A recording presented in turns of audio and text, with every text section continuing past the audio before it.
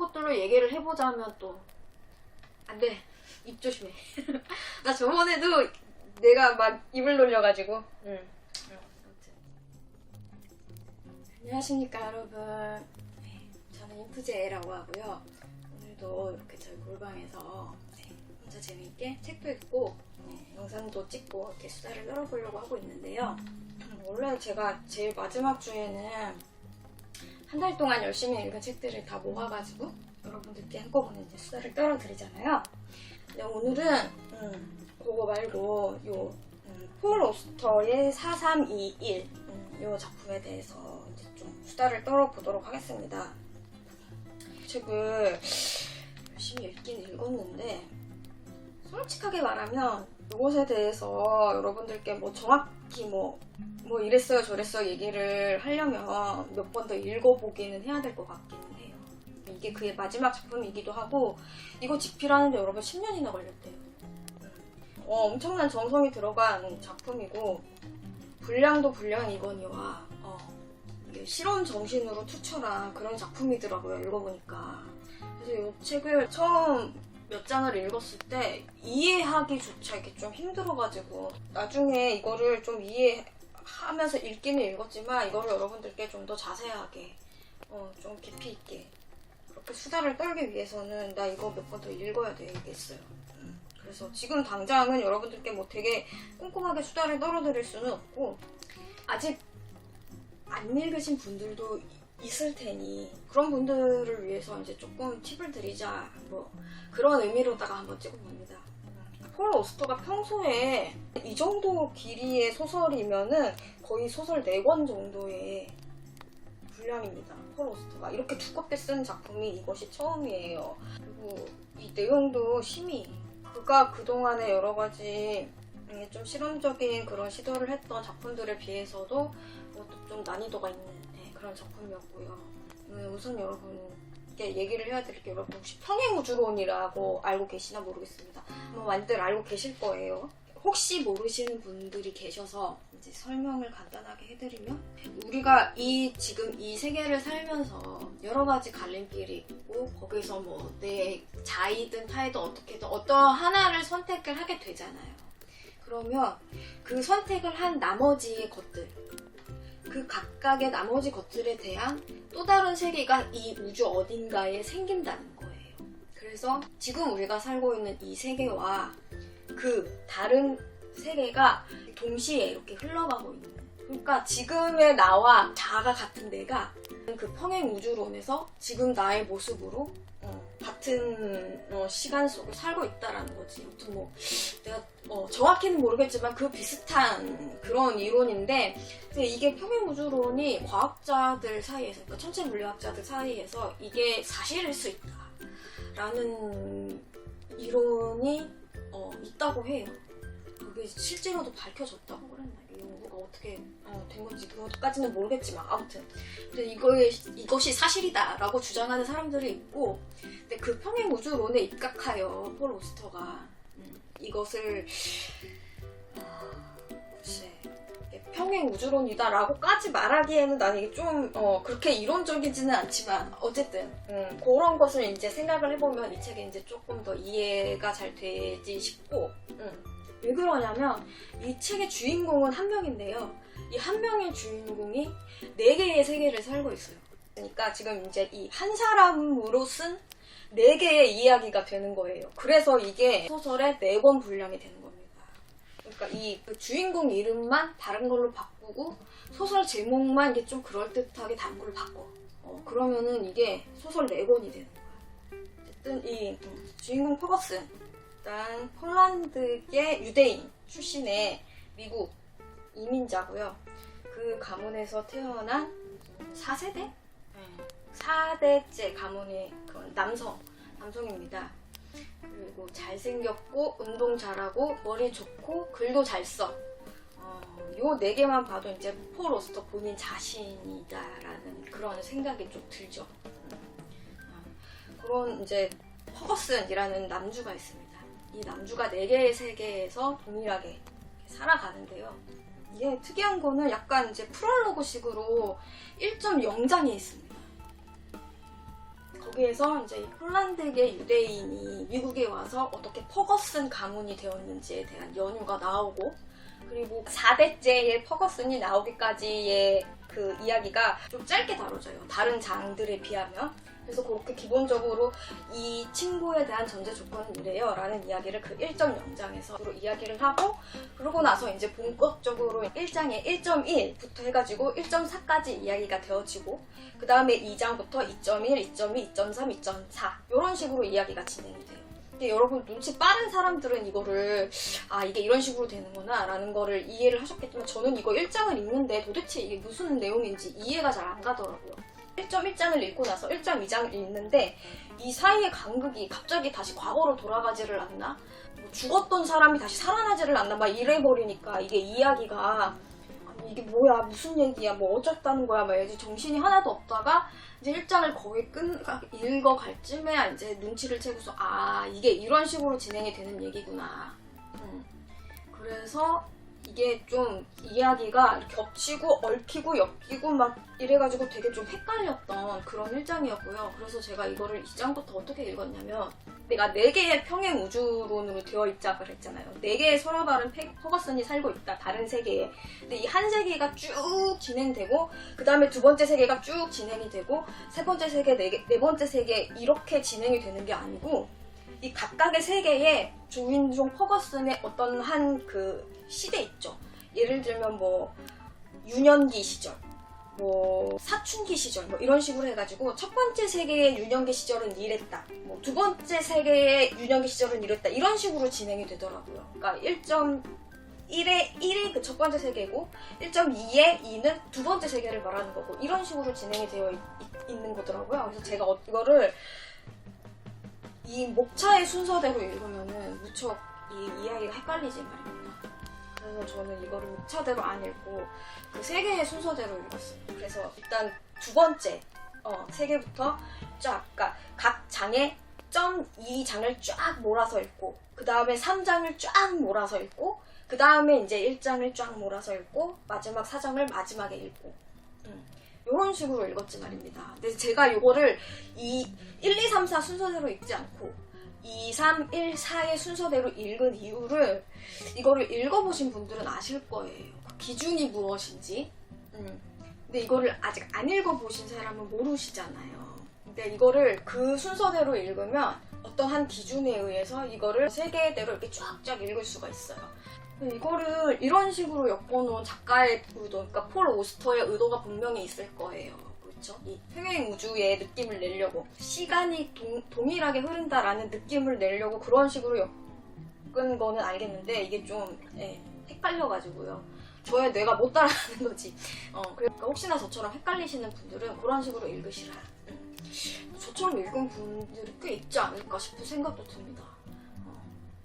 그래서 이 책의 이제 내용은 무슨 일이든 일어날 수 있었고 모든 게 다를 수 있었다. 이렇게 해가지고 요 전제 조건으로 해서 이야기가 시작이 되는데, 여기 앞 페이지, 여기 이렇게 보면 여기에 이 책에 대한 그 간단한 요약이 여기 짧게 이렇게 적혀 있어요. 그래서 이거를 읽고 시작을 하면, 장편소설 431은 폴 오스터가 소설가로서 모든 문학적 재능을 야심차게 담아낸 역작이다. 모든 문학적 재능, 그동안 본인이 사용했던 모든 문학적 재능을 야심차게 담아낸 역작이래. 그러니까 얼마나 이게 실험정신 투철하겠어. 거기다가 각기 다른 관계와 사건과 우연으로 짜인 4개의 평행우주를 살아가는 주인공 아치 퍼거슨의 파란만장한 유소년기와 청년기를 세밀하고 재치있게 그려낸 작품으로, 우리가 선택하지 않은 것들과 선택한 것들, 그리고 그로부터 뻗어나가는 가능성이라는 삶의 근본적인 문제를 파고든다. 이렇게 아주 짧게 요약이 되어 있습니다. 역시 뭔가 배우는 사람은 다른 것 같아요. 이 두꺼운 이 분량의 책을 이렇게 몇 문장으로 요약을 해놓았습니다. 굉장하죠? 아무튼 그런 내용입니다. 그래서 이 각각의 세계의 전제 조건을 우리가 살펴보면, 일단 두 번째 세계의 전제 조건, 내가 잘생기고 머리도 좋고 운동신경도 좋고 그 문학적인 재능도 타고났어. 이 모든 조건이 나한테 주어졌어. 근데 여기에서 내가 이 모든 조건이 주어졌음에도 불구하고 더럽게 운이 나쁠 수도 있잖아. 그런 세계. 그러니까 이번 세계. 그 다음에 그렇지 않음에도 불구하고 내가 성적으로 성소수자일 수도 있잖아. 그쵸? 그것이 세 번째 세계의 이야기. 그리고 그렇지 않음에도 불구하고 내가 이 문학적 재능을 소설을 쓰지 않고 다른 뭐 예를 들면 기자가 된다거나 다른 쪽으로 쓸 수도 있는 거잖아. 그랬을 때의 세 번째 이야기, 마지막 네 번째 이야기가 결국 내가 그 모든 재능을 가지고 태어나서 모든 환경을 받쳐주고 그래서 내가 결국 이 문학 소설가라는 직업을 택했을 때 그랬을 때 나는 이제 어떤 삶을 살아가는가. 결국 그 마지막 네 번째 평행우주론에서 나오는 그 세 개의 이야기를 하고 싶어서 그 폴 오스터가 그 첫 번째, 두 번째, 세 번째 세 개의 이야기를 그렇게 하지 않았나 생각이 들었는데 저는 개인적으로 그 세 번째 그 성소수자였을 때의 그 퍼거슨의 이야기가 좀 흥미로웠고 그 다음에 특히 이 첫 번째의 이야기, 만약에 내가 그 문학적 재능을 가지고 있음에도 불구하고 문학이 아니라 기자 생활을 했다면 어땠을까? 또 특히나 이 폴 오스터가 그 한참 젊었을 때가 그 시기입니다, 여러분. 미국이 베트남에서 전쟁을 하던 그 시기이기 때문에 역사적으로 그 미국이 굉장히 혼란스러웠던 그런 시기거든요. 그 시기 때 내가 작가가 되겠다라고 선택하지 않고 기자가 되겠다라고 선택을 했으면 나한테 어떤 일이 벌어졌을까라는 거를 상상해서 폴 오스터가 이거를 썼던 것 같은데 개인적으로 역사물 이런 거에 좀 관심이 있기 때문에 또 그 첫 번째 세계의 이야기를 제가 이제 이렇게 읽어나가면서 미국의 역사도 한 번씩 이렇게 돌아볼 수 있고 또 그 가운데서 한국전쟁 이야기 그 이야기도 나오고 그래서 그 과정에서 겪었던 그 미국 시민들의 어떤 불안과 공포 그런 것들도 알 수 있었고 아무튼 그래서 그 첫 번째 세계에서의 이야기도 굉장히 좀 흥미로웠고 그래서 이야기를 재미있게 읽었는데 결국 폴 오스터가 이 긴 이야기를 함으로써 하고 싶은 이야기는 자기가 내가 소설가로서의 직업을 택한 건 가장 이것은 나에게 주어진 운명이었고 이것이 아니면 다른 길이 없었고 자기는 이 소설가로서의 삶을 정말 잘 선택했다고 본인에게 바치는 그런 이야기가 아니었나. 일단 첫 독의 저의 결론은 그렇습니다. 이 이야기를 제대로 이해를 하려면 그러니까 적어도 그러니까 진짜 소설 4권을 읽는 것만큼의 노력은 들여봐야 될 것 같은 그런 생각이 듭니다. 기본적으로. 네. 4번까지는 그래도 한 3번을 읽어야 뭔가 이게 좀 뭐가 보이지 않겠나. 그리고 나서 이제 4번째 읽을 때는 이제 이 작가의 의도대로 읽어볼 그런 실강이고요. 그래서 이거를 언제 제독을 하느냐 그거를 저는 모르겠다. 일단 이거를 시작도 그렇지만 이게 분량이 어마어마하기 때문에 언제 다시 제독을 내가 해볼지 그 용기를 언제 낼지 그것은 아직 모르겠고요. 어쨌든 제독을 하기는 할 거야. 왜냐면 내가 좋아하는 폴 오스터이고 특히나 그의 마지막 작품이고 그리고 내가 여태껏 폴 오스터를 읽어온 게 있는데 이것만 안 읽으면 또 그렇잖아요. 이것만 또 내가 이해를 못하면 또 그러니까 그런 오기도 있고 근데 좀 여러 번 읽고 나서 이것이 무엇을 이야기하고 있으니까 좀 더 세세하게 여러분들께 수다를 떨 수 있으면 그때 가서 이야기를 하도록 하고 이게 분량이 이런데도 이 책을 김현수 소설가님이 먼저 읽으셨나봐요. 그리고서는 여기에 뒤에 뭐 이렇게 달아놨는데 이 분량이 작다. 분량이 너무 작아. 막 이렇게 해놨더라고요.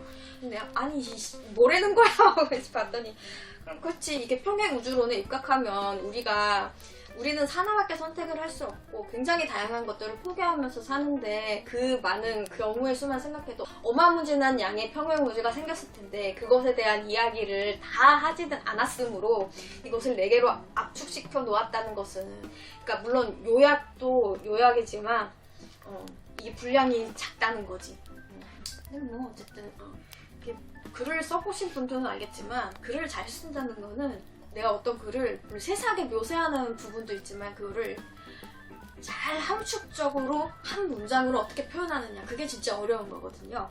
근데 뭐 그 많은 평행 우주를 이렇게 분량으로 이렇게 딱 줄였으니까 그것은 훌륭하다고 볼 수 있겠죠.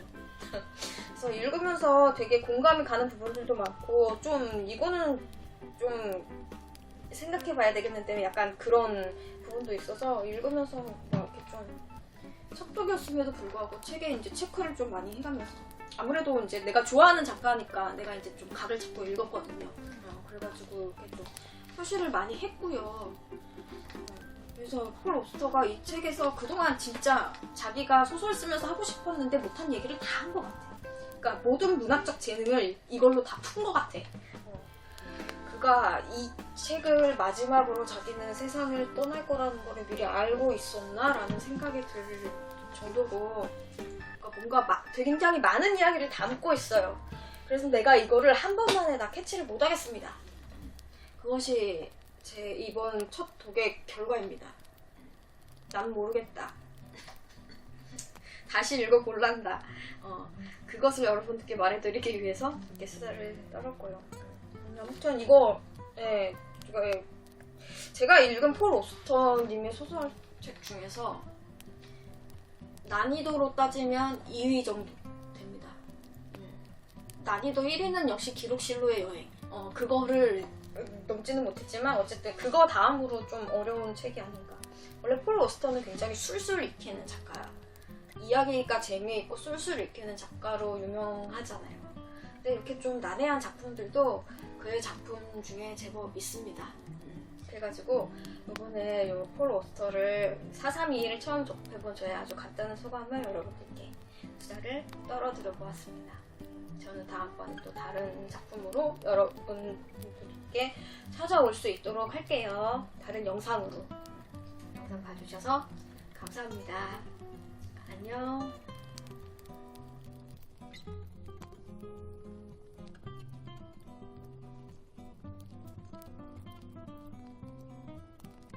응원해주셔서 너무 감사하고, 여러분, 저는 제가 뭐 괜찮아요. 제가 재밌어서 이거 이렇게 하고 있는 거니까 그냥 보고 재밌고 도움이 됐으면 좋겠습니다.